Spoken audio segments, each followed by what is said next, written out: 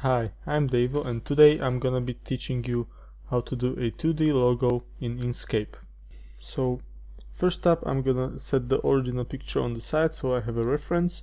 You should really do a sketch or something like that.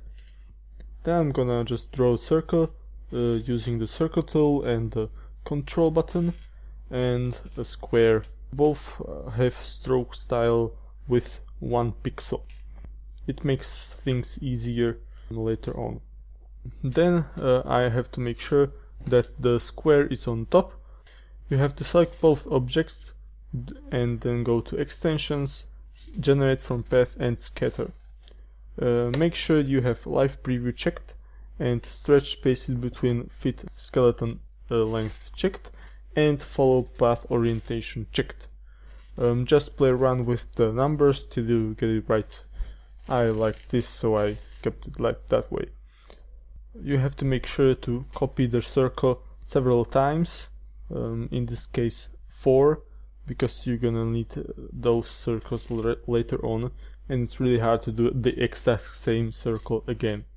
Then you want to do something with those rectangles. Of course we don't want the rectangles to be showing.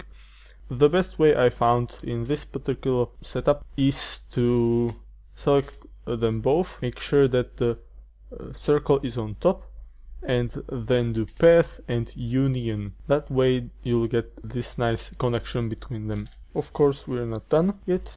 We have to round up those edges of the rectangles with an outer circle, and this is where the other circle comes in hand. Select the object that we have now and select the other circle and go to align and distribute, Shift Ctrl A, and set it up so they are both have the same center. Then you select the smaller circle and with Ctrl and brackets outset it to the way that you want it. Now just play around with the path tools, make sure the circle is on top, and I found out that the intersection tool is best in this case. You might find different ones better. So now we have this, and we need to make an inner circle within it. So this is the third circle we are using now. Do the same with the align and distribute, and now inset it to the right size. Just select both of them and do a division. So select both the circle and shape you want and select difference. That way you'll get a hole in it, and this is all one path. Now I just rotated it so it aligns with the picture I had, and now we need to split it exactly in the middle. You can do that by dragging a guide from the right hand side to the center of the object and then just drawing a stroke on that line. And because we now want a small gap in between those halves, we have to set the width of the line to some amount and make sure that the line is on top of the object, and then just do a difference. Now you'll need to go to path and break apart, and you'll have those two halves that you want. Now I'm just simply deleting the stroke and doing a gradient on it so it looks like in the picture, and now I'm just drawing a rough sketch of how the line will look. You can do this with the Bezier tool and just clicking the nodes in. Don't drag it, just click. Now I'm selecting them all and giving them some width, then going to path and stroke to path. That way they are now editable paths, and that is what we now need. Then I'm just going to draw the outline of the lion very roughly. You should then make adjustments to it, and again I'm adjusting the width of the line, then going to path and stroke to path. Then I'm just selecting them all and doing a path and a union. That way they're all in one path, which is what we need. Then I'm adjusting the nodes so they're smooth using the smooth button, and just adjusting them till they look right. Notice that I'm not exactly on those edges. That's because we will add a black circle, the fourth one, at the end. I'll just go around all of them till they look right. Make sure you don't miss any, because it will obviously look bad.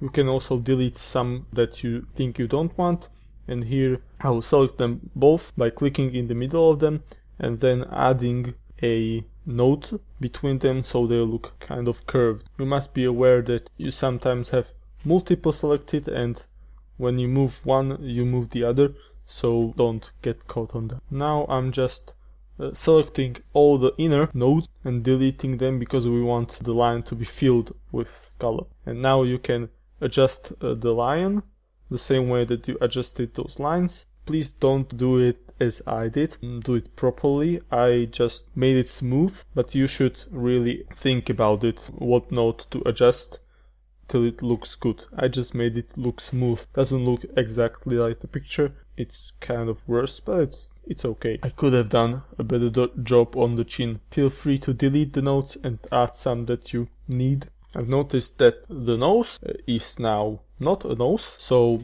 if you go to the Bezier tool and just start from a node and finish in a node, it will cut that path to the path that you have selected. Make sure you look it from a big picture and a smaller picture. That way you will know what the finished piece will look like. You can see I'm zooming in and out using Ctrl and the mouse wheel. When adjusting the nodes, just play around with the 4 buttons on the top. That way you'll find what works best for you. Now I'm just creating a new path in the shape of an eye, and you have to have it on top of the lion and have both selected, and then do a difference, and there you have it. There's the line. Now we'll just do a gradient fill with the same color as the red one, and just giving it an opposite side so it will look kind of 3D but not really.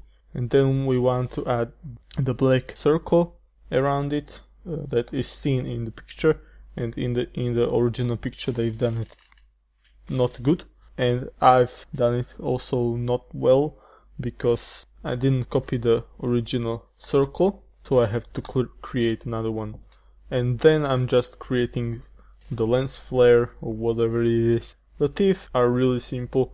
They're just triangles with smooth nodes, and the curvature of the upper part of the tooth has to correspond to the curvature of the mouth, and the bottom teeth is exactly the same as the top one, just rotated a little bit. Then you want to select them both and give them fill and stroke gradients, and just select them as a path and select the lion and just put the square to the lion's square and the little circle to the lion's little circle, and it will be the same gradient.